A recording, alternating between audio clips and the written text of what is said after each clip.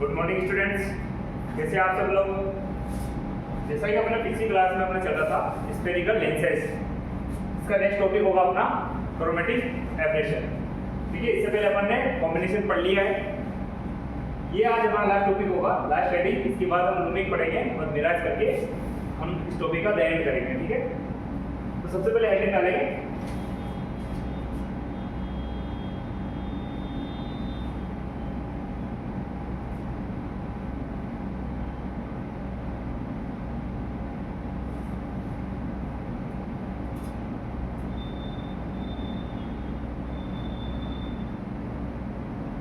सबसे पहले समझते हैं कि क्रोमेटिक एब्रेशन क्या है। What is the chromatic aberration.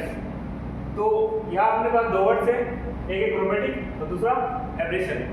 Chromatic is related to colour and aberration means be separated, या वी कैन से कि to flow their own path. एक अपने पाथ को छोड़ के सब अपने अपने पाथ को फॉलो करना स्टार्ट कर देंगे। तो ऐसा कब होता है कि जब सारे कलर्स अपने मेन पाथ से डिवाइड होके अपना एक सेपरेट पाथ कर लेंगे। ठीक है, हिंदी में अगर इसको देखें तो एब्रेशन का मतलब होता है विपतन। विपतन का मतलब होता है कि अपने पद से डिवाइड होना और खुद का अपना पाथ ले लेना। ठीक है, तो ये जनरली कहाँ देखने को मिलता है। अगर अपन थोड़ा प्रिज्म में बात करें तो प्रिज्म में क्या होता था कि जब ये रे इंसिडेंट हुई इसे एक लाइन में, फिर डबल रिफ्लेक्शन होता था, उसके बाद इस तरीके से जाती है। तो इसमें जब डबल डेविएशन होता था तो क्या होता है इसमें कि दोनों की डायरेक्शन सेम होने की वजह से हमें ये जो रेज है उसमें डिस्पर्जन ज्यादा देखने को मिलता है। लेकिन इसका मतलब ये नहीं है कि सिर्फ यह प्रिज्म में ही होता है, ये हर किसी भी रिफ्लेक्टिव सरफेस के साथ ऐसा होता है। ऐसा क्यों? अगर हम सिर्फ इसके लिए बात करें रिफ्लेक्टिव सरफेस के लिए तो ये वाला कम हो जाएगा, ये अभी भी इसमें डिस्पर्जन है। ठीक है, तो ये सिर्फ प्रिज्म में नहीं है, ये हर एक रिफ्लेक्टिव सरफेस के साथ ऐसा होता है। अब देखते हैं कि अगर यही फिनोमेना लेंस के साथ होता है तो क्या चीजें होगी। जब ना एक लेंस है, मान लेते हैं कि पैनल आ रही है, यहाँ पे इसका फोकस है,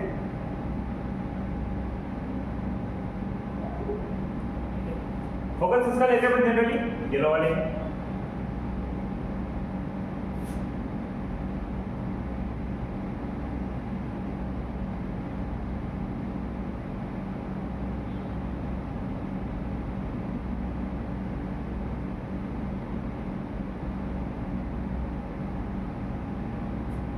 यहाँ अपना रेड कलर हो जाएगा, यहाँ येलो है, यहाँ हो जाएगा अपना व्हाइट। जनरली ये गैप इतना ज्यादा नहीं होता है, ये बहुत कम होता है, इसको डीएफ बोल सकते हैं। लेकिन इस गैप के आने की वजह से क्या होगा कि हर कलर अपने आप में सेपरेट हो जाएंगे। अगर सेपरेट होंगे तो ये इमेज है एक के पीछे एक लेयर बनती नजर आएगी, पहले ब्लैक कलर की, फिर येलो रेड की, फिर उसके बाद प्योर ऑरेंज की आएगी, फिर ग्रीन की आएगी। इस तरीके से वायलेट तक इसका लेयर बाय लेयर इमेज बनेगी। तो हमें इतना सेपरेशन तो दिख नहीं पाएगा, लेकिन इसकी वजह से जो इमेज बन रही है वो ब्लर दिखाई देगी। ठीक है, तो ये एक टाइप का डिफेक्ट है। क्रोमेटिक एब्रेशन क्या है? लेंस में पाए जाने वाला एक डिफेक्ट है, जिसकी वजह से अपनी जो इमेज है या तो कलर दिखाई देगी या फिर ब्लर दिखाई देगी। ठीक है, इसकी डेफिनेशन लिखेंगे सबसे पहले हम।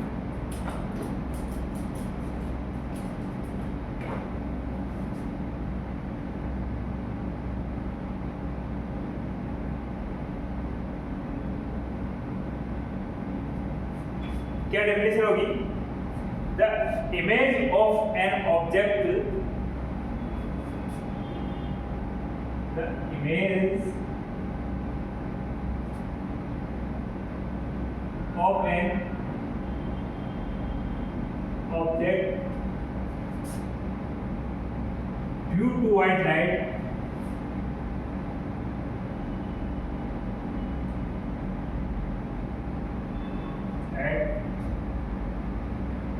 formed by a lens will be blurred or blurred, will be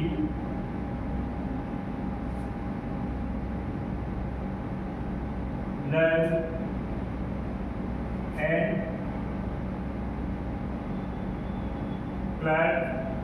This phenomena is known as chromatic aberration.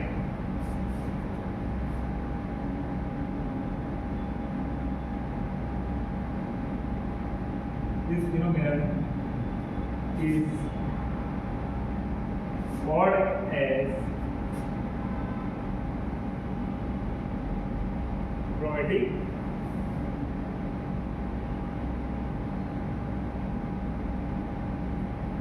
तो ये फिनोमेनन क्या बोला आपने? Chromatic aberration. ये एक टाइप का इमेज में पाए जाने वाला डिफेक्ट है। This is a type of defect in image. ये होता क्यों है? ये किस वजह से हुआ? कि हर कलर के लिए रिफ्रैक्टिव इंडेक्स अलग अलग होने की वजह से उनकी फोकल लेंथ अलग अलग थी। दिस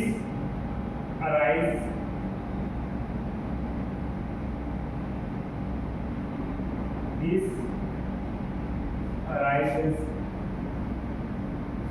due to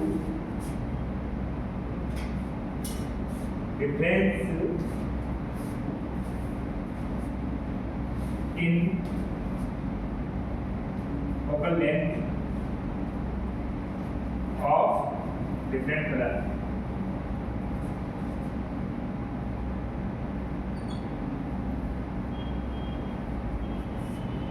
तो ये फिनोमेना किस वजह से होता है?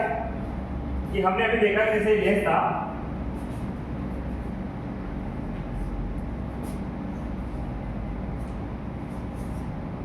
तो रेड के लिए अपनी यहाँ थी फोकल लेंथ, वायलेट के लिए यहाँ थी, ठीक है। इस तरीके से दोनों की फोकल लेंथ अलग अलग होने की वजह से ये फिनोमेना आता है। तो इसकी वजह से क्या होता है कि इमेज में डिफेक्ट्स आता है। तो हम जनरली क्या चाहते हैं कि डिफेक्ट्स को एलिमिनेट किस तरीके से कर सकते हैं। तो हमारा मेन पर्पस होता है डिफेक्ट्स को एलिमिनेट करना।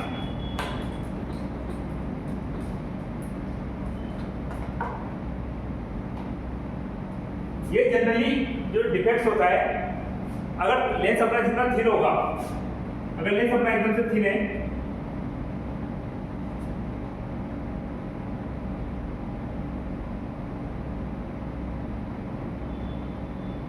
तो ये डीएफ की वैल्यू कम आएगी। लेकिन अगर ये लेंस थोड़ा मोटा हुआ, थिक हुआ, तो ये डीएफ की वैल्यू ज्यादा आएगी। मतलब थिक लेंसेज के लिए ये डिफेक्ट्स ज्यादा होता है। तो हम जनरली वैसे तो लेंस पतले ही लेते हैं और उनमें कुछ डिफेक्ट्स आता है, लेकिन कभी कभी ये हमारे पास कंपल्सन हो जाता है या हमारी मजबूरी बन जाती है कि किसी लेंस को थिक बनाना। जैसे कि क्या कहाँ ऐसा होता है? अगर हम टेलीस्कोप में बात करें तो टेलीस्कोप में क्या होता है कि हम दूर की चीजों का एनालाइज करते हैं। मान लेते हैं कि हम या मून का एनालाइज करना है, मान लो कि अपना मून है, ठीक है, काफी दूर है। हम चाहते हैं कि इसकी मैक्सिमम इंटेंसिटी से पास हो ताकि हमारी इमेज क्लियर बने, क्योंकि जितनी ज्यादा रेंज इसमें से पास होगी वही इसका इमेज बनाएगी। तो हम चाहते हैं कि इसका डेटा अच्छे से कलेक्ट हो, मैक्सिमम डेटा कलेक्ट हो, या फिर हम ये कहें कि इसकी मैक्सिमम क्लियरिटी हम लेना चाहें तो हम क्या चाहेंगे कि इससे आने वाली मैक्सिमम रे यहाँ से पास हो। अगर हम मैक्सिमम रे को पास करना चाहते हैं इससे, तो हम चाहते हैं इसका टेम्परेचर थोड़ा बड़ा होना चाहिए।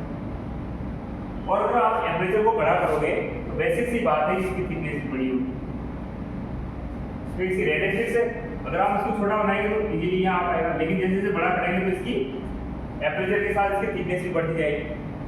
तो उस जगह पर हम मोस्टली क्या करते हैं, इस जो अपना डिफेक्ट है उसको एलिमिनेट करते हैं। तो ठीक है, अब हम देखेंगे इसको एलिमिनेट कैसे करना है।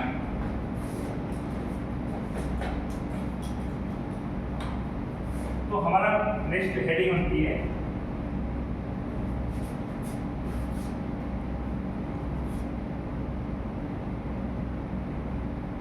Achromatic combination of lenses.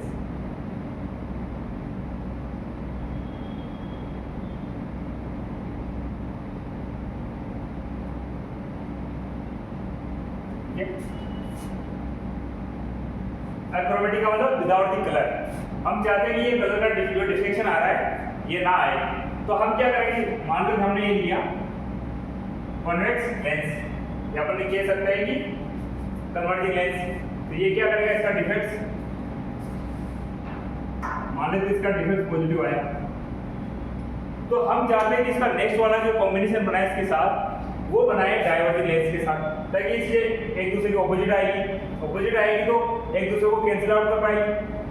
हम क्या चाहते हैं कि जो दो कॉम्बिनेशन बनाना है, अगर एक का पॉजिटिव आया तो हम चाहते हैं कि दूसरे वाला कॉम्बिनेशन इसके साथ जो बना रहे हैं वो कौन सा वाला बनाए, डाइवर्जिंग वाला। डाइवर्जिंग में क्या होगा, ये चीज ऑपोजिट आएगी तो एक दूसरे का इफेक्ट को कैंसिल आउट कर पाएगी। ठीक है, अब इसका डेरिवेशन करने की कोशिश करते हैं, देखते हैं क्या रिजल्ट निकल के आते हैं। लेंस से हमारा ये पहला रे आ रही है,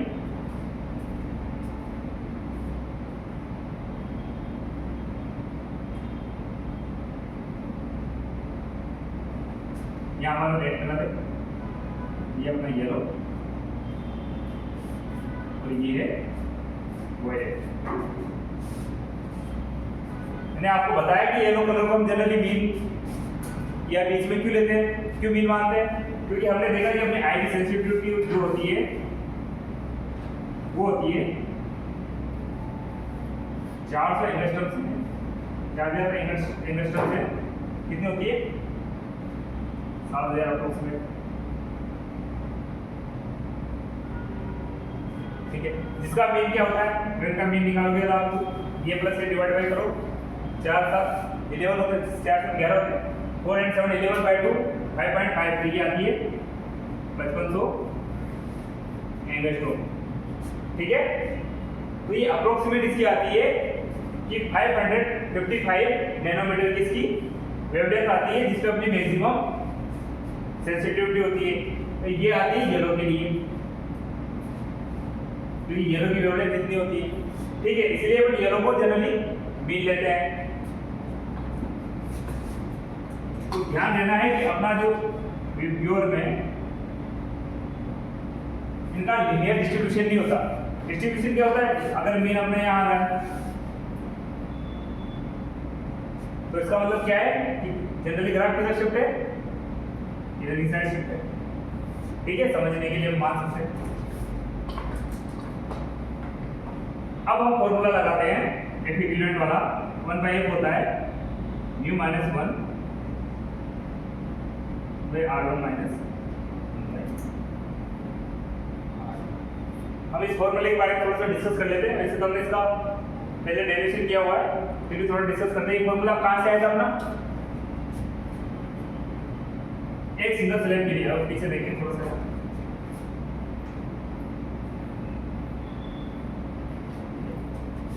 अगर अपन इस सरफेस के लिए बात करें तो हमने इसको किससे डिराइव किया था, इसको मान लेते हैं n1, इसको n2, ये अपना n1 हो जाएगा। ठीक है, तो यहाँ से इसके बीच में हमने लगाया था स्नेल रो लगाया था, तो क्या आया था अपना n1 sin i equal to n2 sin r। ये किया था हमने देखा था कि ये पहले एक्सियल रे थी, i और r दो छोटे थे, तो हमने क्या किया था n1 i इक्वल टू क्या किया था n2 r, ये हमने किया था। i को छोटा होता जनरली हम क्या कर रहे थे,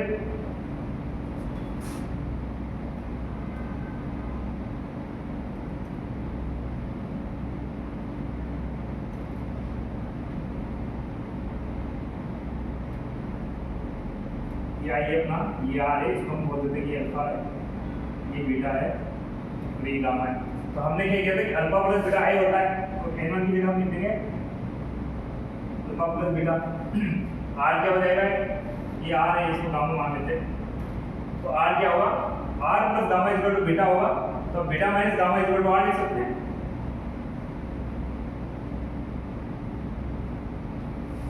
अल्फा बीटा गामा बहुत छोटे होंगे, क्यों, क्योंकि रेस एक्सियल है, तो हम इसको क्या लिख सकते हैं, tan थीटा के टर्म में लिख सकते हैं। मान लेते हैं कि इस डिस्टेंस को मान लेते हैं कि a से, तो इसको मान लेते हैं कि ये u है, ये हो जाएगा अपना f और ये टोटल हो जाएगा अपना b। तो इसकी जगह अगर रखे टेन थीटा, अल्फा को लगभग टेन थीटा लिखा था हमने, तो यहाँ सब जगह लिखेगा n1 tan alpha plus tan beta is equal to tan beta minus tan gamma. ये हमने किया था, यहाँ से हमने सारी वैल्यू पुट की थी कि टेन अल्फा की वैल्यू क्या रखेंगे h बाई यू, बीटा की रखेंगे h बाई एफ, फिर हमें अगर गामा की रखनी है तो क्या रखेंगे h बाई बी। ये सबसे निकल के अपना फॉर्मूला निकल के आता है, वो आता है n2 by b minus a1 by u is equal to n2 minus a1 by r. ठीक है, तो फिर हमने क्या किया था कि इस v को हमने पहले वीडीएस मान लिया था और इसका सेकंड डिफरेंशिएशन करवाया था बाद में। ठीक है, v1 को हमने इक्वेशन कंसीडर किया, फिर यहाँ से v निकल के आया, फिर दोनों को प्लस माइनस एक इक्वेशन में दूसरी जो माइनस की थी तो हमारे पास फॉर्मूला निकल के आया था n2 by b n1 by b में n1 बाई u बराबर n2 minus n1 1 by r1 minus 1 by r2। ये अपने पास निकल के आया था, ये फॉर्मूला अपने पास निकल के यहाँ से आया था। इसको हमने बोला था जनरली, क्या बोला था 1 by b minus 1 by u is equal to n2 minus n1 by n1 by r1 minus 1 by. ये यहाँ से अपने पास ये वैल्यू निकल के आई थी। ठीक है, इसको हमने सोल्व करें क्या आएगा, ये अपने पास क्या आएगा, ये आएगा म्यू माइनस 1, म्यू रिलेटिव बोल सकते हैं इसको। ठीक है, और ये आ जाएगा अपना 1 by r1 minus 1 by r2। तो जब ये टेलर रे है तो हम क्या मानेंगे कि u को मानेंगे इनफाइनाइट, v को मानेंगे f, u को इनफाइनाइट माना तो ये मानेंगे ये हो जाएगा अपना 1 बाई f। तो 1 बाई f क्या हो जाएगा अपने पास u relative minus 1 by r1 minus 1 by. ठीक है, ये फॉर्मूला निकल के अपने पास आता है इस तरीके से। ठीक है, जिसका हम पहले भी हमने देखा था एक बार, आपने समझे कि फॉर्मूला कैसा है।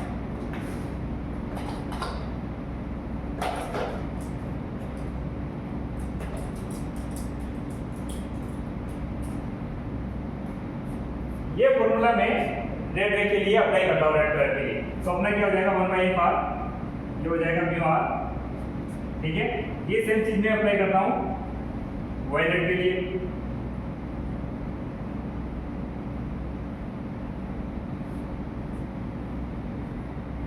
ठीक है, येलो के लिए सेम अप्लाई करता हूँ, क्या हो जाएगा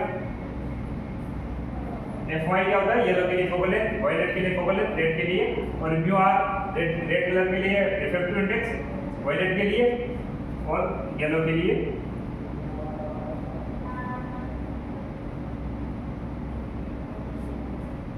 ठीक है, हम चाहते हैं इसमें से ये माइनस करके देखते हैं क्या होता है। अगर इसमें से ये माइनस करेंगे तो ये आएगा अपना, इसको इक्वेशन 1, इक्वेशन 2, इक्वेशन 3 हम लिखते हैं इक्वेशन 2 माइनस 1 करके देखते हैं। तो यहाँ से क्या होगा, यहाँ से निकल के आएगा अपने पास F U minus F R is equal to, ये बन जाएगा अपना mu R minus mu V. ये कॉमन आ जाएगा पूरा, ये माइनस ये करेंगे, माइनस 1 से माइनस 1 कैंसिल आउट होगा, तो ये बनेगा अपने पास mu we minus mu R. ठीक है, इस वाला एक चीज आएगा। यहाँ तक समझ में आया सभी के? इसको सोल्व करते हैं, तो इसको जनरली हम क्या लिख सकते हैं, क्या लिखेंगे इसको f r minus f e is equal to f e into f r. अगर मैं इस वाले टर्म के मल्टीप्लाई करूं और डिवाइड कर दूं म्यू 1 माइनस म्यू वाई से, क्या करूं मैं,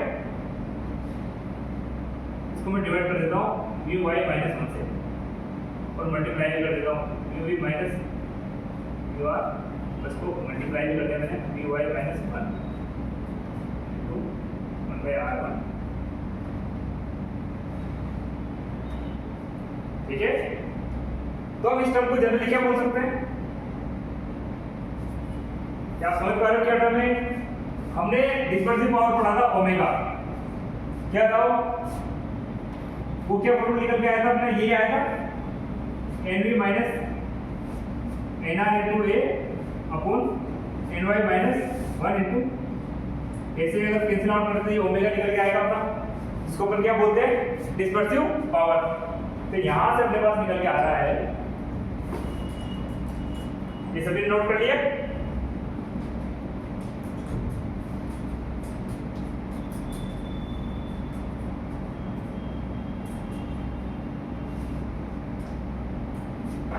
यहां से अपने पास निकल के आता है FR माइनस FE, तो इस टर्म को लिख देंगे आप FR इंटू FE, ये टर्म निकल के आएगी ओमेगा, और ये आएगा अपना mu by minus 1 by R1 minus 1 by, ये वाला टर्म क्या बचेगा अपने पास? ये बचेगा अपने पास 1 बाई एफ वाई, ठीक है। यहां से देखो ये सेम टर्म बन रही, तो हम इसको क्या लिख सकते हैं यहां से? ये अपने पास आएगा ओमेगा की जगह 1 बाई एफ वाई। अब बात करते हैं एफ आर और एफ ई के बीच में, ठीक है। तो ये अपना यहां से यहां तक का क्या है? F y. इसमें से अगर मैं इसको डेल्टा एफ इसको टोटल माने तो डेल्टा एफ बाई 2 अगर माइनस करूंगा लगभग तो वाई तक आ जाएगा, तो डेल्टा एफ बाई 2 प्लस करूंगा तो रेट के लिए आ जाएगा, ये कर सकता हूं मैं। तो ये एफ आर को क्या लिखूंगा मैं? इसको लिखता हूं मैं डीएफ, तो अपना हो गया डीएफ। एफ आर को क्या लिखा? एफ आर को लिखा हमने f y plus df by 2। F को क्या लिखूंगा मैं? F y minus df by 2। कैसे लिखा समझ आ रहा है? यहाँ से हमने ओरिजिन को क्या लिखा? यहाँ मीन था अपना, जिसको अपन एफ आई बोल रहे, उसमें से ये टोटल को हमने डीएफ माना, तो ये डीएफ बाई 2 इधर हो जाएगा, डीएफ बाई 2 इधर हो जाएगा, तो ये एफ आई कितना हो जाएगा? Yellow F yellow minus df by 2, जो कि हमने ऐसा लिखा, ठीक है। ये अपना हो जाएगा ओमेगा 1, ओमेगा 1 या ओमेगा बोल देते हैं सीधा, ये हो जाएगा 1। यहां से क्या निकल के आएगा अपना? यहां से आएगा डीएफ एफ वाई का स्क्वायर माइनस डीएफ बाई 2 का होल स्क्वायर। डीएफ वैसे ही बहुत छोटी क्वांटिटी है, इसको स्क्वायर करने के बाद लगभग इसको जीरो ही मान सकते हैं, फिर जीरो हो जाएगा, ये बनेगा ओमेगा बाई एफ, ठीक है। यहां से या इसको हम सीधा बोल सकते हैं df by f equal to omega by f. क्या फॉर्मूला है यहां से? df upon f square equal to omega by f. इसी लेंस के लिए ये एक अपने पास एक रिलेशन आया है, थोड़ा इंपॉर्टेंट रिलेशन है, ठीक है। अब हम चाहते हैं कि df को किस तरीके से जीरो करना चाहते हैं, तो हम क्या करेंगे? अगर बिना दो कॉम्बिनेशन के बिना हम इसको जीरो नहीं कर पाएंगे, क्योंकि अगर हमने इसमें कन्वर्जिंग लेंस रखा तो इसका पॉजिटिव डेविएशन आएगा, और इसके साथ एक कॉम्बिनेशन बनाएंगे हम इसका डाइवर्जिंग का, इसका नेगेटिव आएगा, और दोनों कैंसिल आउट होके अपना टोटल जो डीएफ हो जाएगा वो जीरो होगा। और वो कैसे जीरो होगा वो हम देखते हैं। अब कॉम्बिनेशन की बात कर रहे हैं तो हम कॉम्बिनेशन में क्या करेंगे? 1 by f equivalent equal to हम लिखते हैं 1 बाई f1 प्लस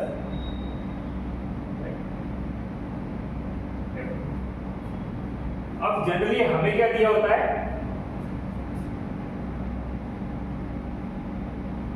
ये दोनों का इक्विवेलेंट पता है हमें कि दोनों अगर लेंस एक दूसरे से जोड़े, अगर एक का f1 है दूसरे का f2 है, तो f इक्विवेलेंट कितना निकल के आएगा? 1 बाई f इक्विवेलेंट आएगा 1 by f1 plus 1 by f2। अगर मैं इसको डिफरेंशिएट करता हूं,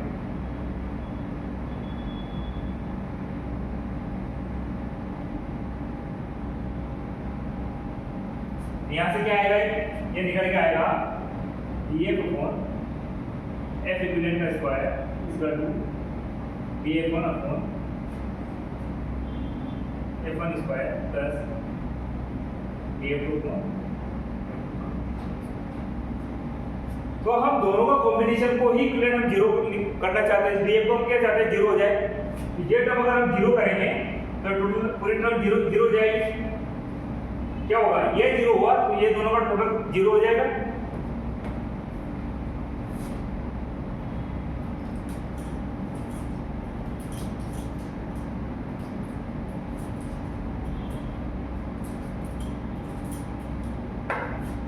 df by f को अपन क्या लिख सकते हैं, omega by F. df2 by f2 को क्या लिख सकेंगे, ओमेगा बाई f2। तो हम इसको क्या लिखेंगे, इसको बनाना है हमें जीरो। ठीक है, हमारी रिक्वायरमेंट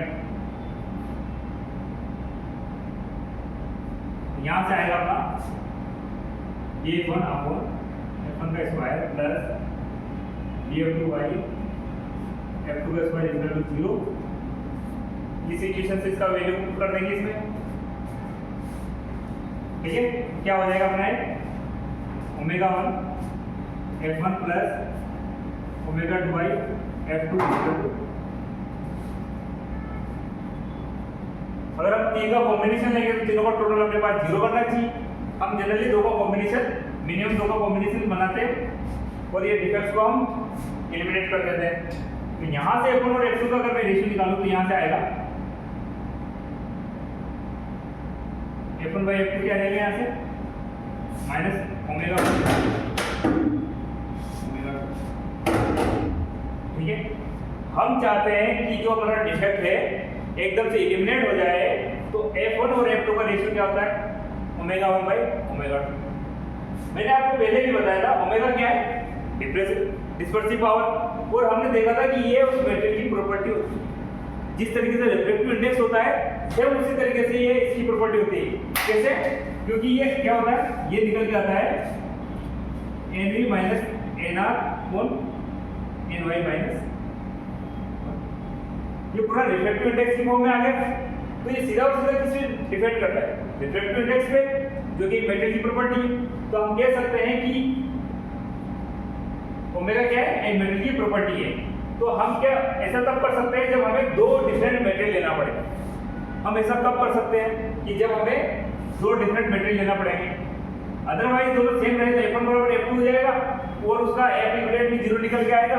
फिर हमारा कॉम्बिनेशन करने का कोई मतलब नहीं रहेगा। तो हम ये कंडीशन आती है अपने पास कि जो f1 और f2 जो है वो ओमेगा 1 और ओमेगा 2 के माइनस के रेशियो के इक्वल होना चाहिए।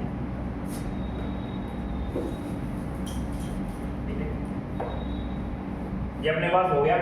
अब इस कंडीशंस को लेके हम इसमें रखेंगे तो यहाँ से अपनी f इक्विवेलेंट निकल के आएगी। अब हमें क्या दिया होता है, ध्यान से सुने। हमारे पास होता है कि आप किसी को आई चेक करवाने गए तो वो आपको बताएगा आपके इतने नंबर है। मान लेते हैं कि आपका 2 डायोप्टर, मान लेते हैं प्लस 2 डायोप्टर आपका पावर का आपको चश्मा लगाना है। ठीक है, ग्लास लगवाना है। तो आपके पास एक तो हो गया किसकी पावर है, इसका मतलब उनको f इक्विवेलेंट गिवन है। ठीक है, अगर मैं फॉर्मूले को यहाँ रखूं,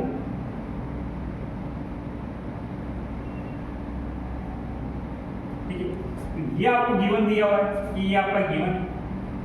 ठीक है, अब आपको निकालना है कि दोनों लेंस की फोकल लेंथ निकालनी है। तो दोनों की फोकल लेंथ निकालने के लिए पहले मैं 1 बाय 1 करके पहले f1 निकालता हूं। तो f1 की जगह f1 रखता हूं और f2 को f1 के टर्म में रख देता हूं। ठीक है, यहां से क्या निकल के आएगा अपना, ये अपन को दिया होता है, जनरली गिवन होता है। ठीक है, f1 को हम रखेंगे f1, f2 को क्या रखेंगे यहाँ से f2 क्या निकल के आएगा अपना, क्या आएगा ओमेगा 2 माइनस ओमेगा 1 अपन f1।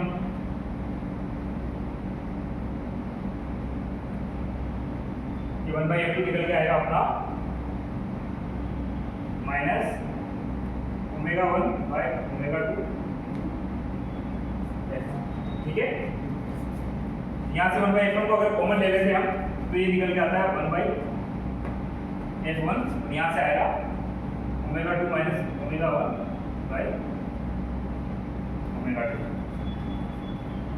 ये दिया हुआ है, यहाँ से अपनी f1 की वैल्यू निकल के आ जाएगी। हमारे पास f1 निकल के आ गया। देखो ये फॉर्मूला अपने काम का है, पहले तो हम उसको स्टार मार्क कर लेंगे। ठीक है, दूसरा फॉर्मूला ये। ठीक है, तो मेजर हम इस वाले को काम में लेंगे। मोस्ट ऑफ द टाइम अपने क्वेश्चंस इस फॉर्मूले के बेसिस पे आएंगे। लेकिन हम ये समझना चाह रहे हैं कि कैसे जो लेबोरेटरी में किस तरीके से आई ग्लासेस बनते हैं या किस तरीके से अक्रोमेटिक कॉम्बिनेशन बनाते हैं, हम उस चीज के बारे में डिस्कस कर रहे हैं। तो हमें क्या होता है कि 1/f इक्विवेलेंट दिया होता है। 1/f क्या होता है? पावर होती है, जो पावर हमें रिक्वायर होती है वो हमें दी हुई होती है। हमारा दूसरा पर्पज होता है कि f1 और f2 दोनों का फाइंड आउट करना। तो हमें पता है कि हम एटलीस्ट दो टाइप के मटेरियल लेने हैं।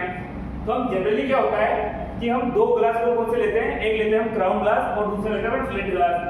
ठीक है, generally most of the time इसी के बनाते हैं ग्लास। तो उसका मान लेते हैं, किसी क्राउन के लिए ओमेगा 1 मान लेते हैं और फ्लिंट के लिए ओमेगा 2 मान लेते हैं। हमारे पास दो मटेरियल है, दोनों का ओमेगा हमें पता है क्योंकि मटेरियल की प्रॉपर्टी होती है ओमेगा, हमने भी डिस्कस किया।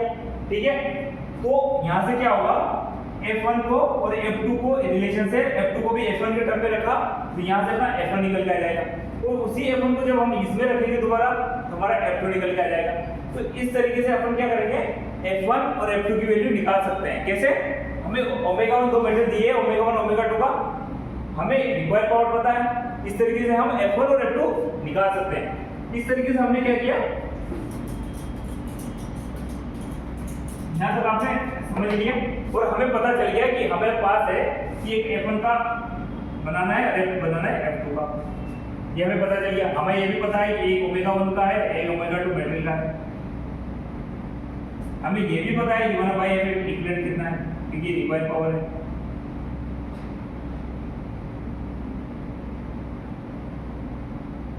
ये चीजें आपको पता है। अब मान लेते हैं कि F1 इस वाले लेंस की, F2 इस वाले लेंस की। तो क्योंकि F1 बनाने के लिए भी ये R1 R2 के अलग अलग कॉम्बिनेशन लेके अपन कितने सारे कॉम्बिनेशन बना सकते हैं। F लाने के लिए R1 R2 के डिफरेंट कॉम्बिनेशन के साथ हम F ला सकते हैं। ठीक है, लेकिन अगर हम जनरली इन दोनों को मैच करवाएंगे तो बीच में एयर बबल्स बनेगा।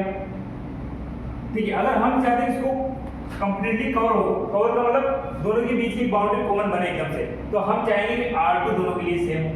तो हम क्या करेंगे, इसका R2 ये वाला R और इसका भी R होना चाहिए। अगर हम इसको मान लेते हैं कि इसका ये R1 है, इसको मान लेते हैं कि R2।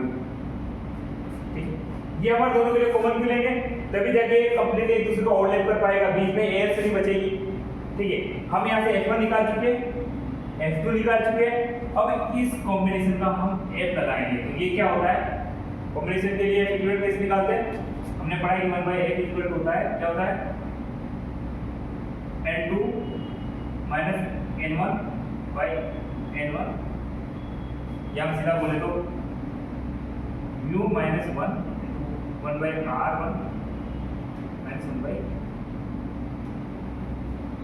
ठीक है, ये हमने डिफाइन कर लिया है, निकाल लिया हमने, फाइंड आउट कर लिया।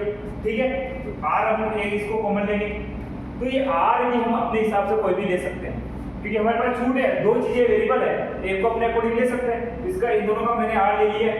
अब मेरे को डिफाइन करना है कि क्या फाइंड करना है, मेरे को R1 और R2 की वैल्यू क्या लानी है। ठीक है, अगर मैं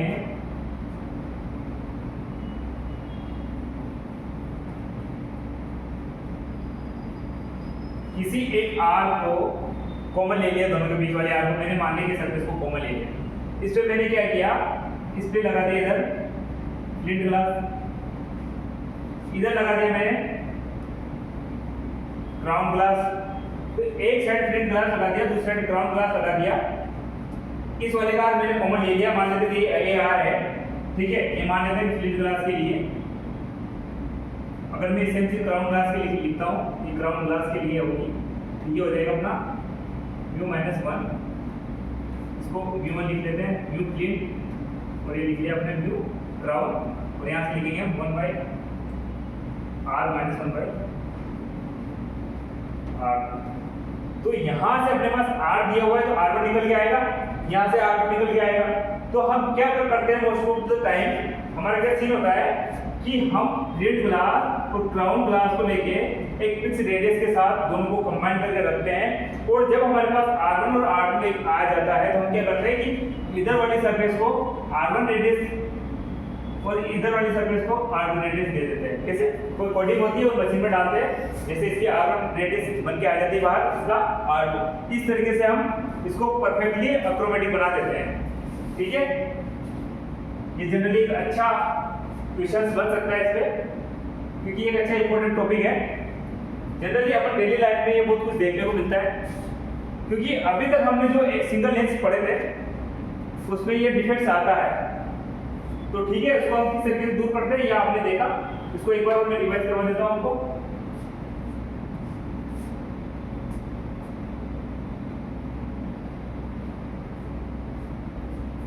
1/f की इक्वेशन हमने दोनों के लिए लगाई, इसके लिए प्लस इसके लिए, एक में से दूसरे को माइनस किया तो ये वैल्यू निकल के आई।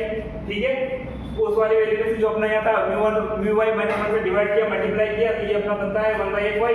इसको यहाँ रखा तो ये इसको हमने लिखा b प्लस df/2 लिखा, इसको लिखा fy माइनस df/2।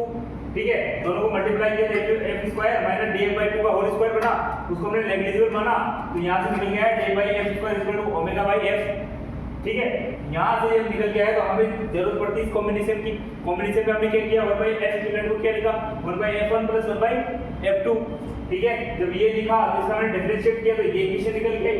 इस डिफरेंशिएट करने के बाद यहाँ से d/f² की वैल्यू हमने यहाँ पुट की, इसको हमें 0 लेना है क्योंकि हम चाहते हैं कि अक्रोमेटिक बने, तो इसको मैंने 0 लिया, ये वैल्यू बनी। यहाँ से इसमें पुट किया वैल्यू तो ω/f1 प्लस ω/f2 बराबर 0 निकल गया। यहाँ से f1 और f2 का अपने पास रेशियो आ गया।